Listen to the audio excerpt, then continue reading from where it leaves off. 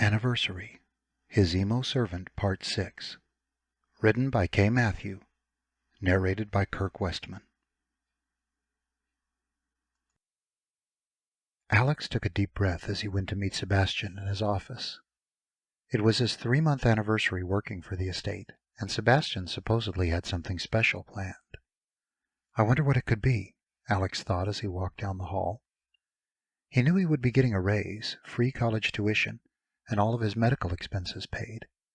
Maybe he'd even get the day off, he hoped. Sebastian beamed at Alex as he entered the office. "Sit," he said quickly, gesturing to one of the chairs opposite his desk. Alex complied, his eyes instantly landing on the stack of paperwork that was facing him on the edge of the desk, a pen neatly placed on top of it. "Is this mine?" "Yes, you can sign it later, though. Have you had breakfast?" "No, you told me not to, remember?" Sebastian smiled. "Of course I do. I was just making sure that you did. Otherwise it would have spoiled things." "Are we going out to breakfast this morning, Master?" Alex asked, hopeful.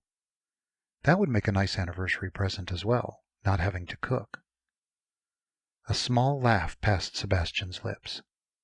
"No, Alex, we're not." He paused for a moment. "Have you enjoyed working for me thus far?" "I suppose so."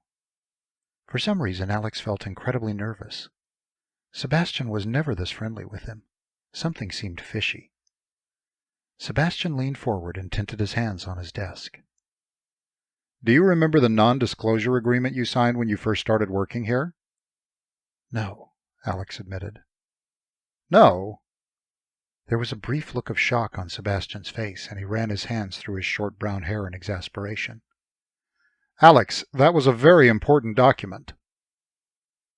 "What's a non-disclosure agreement?" "It's basically a document that states you won't tell anyone about our relationship." Sebastian was looking unhappier by the minute, and Alex was beginning to think he should have lied about not reading the paperwork. "Have you told anyone?" "Who would I tell?" Alex gave him an incredulous look. "I never leave this place." "If you've told someone, I need you to be open with me about it. If anyone found out what happens between us, it could be very damaging to my reputation."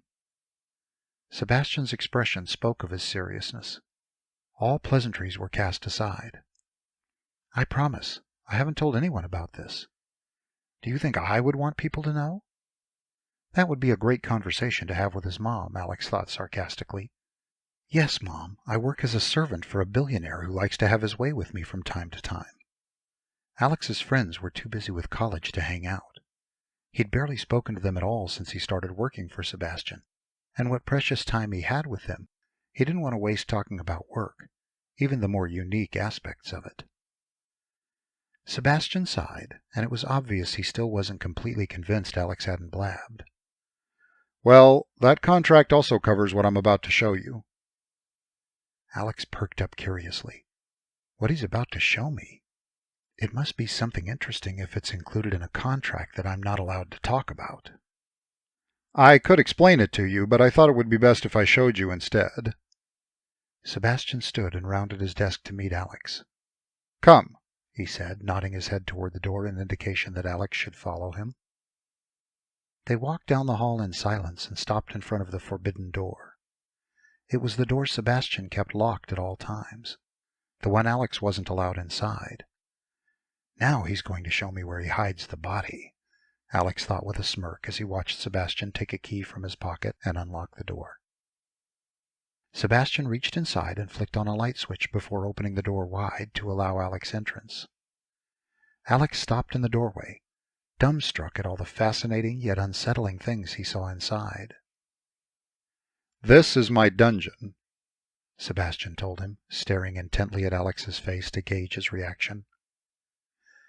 Fearful that Sebastian might close the door behind them and trap Alex inside, he refused to leave the doorway, and instead admired the decor from a distance.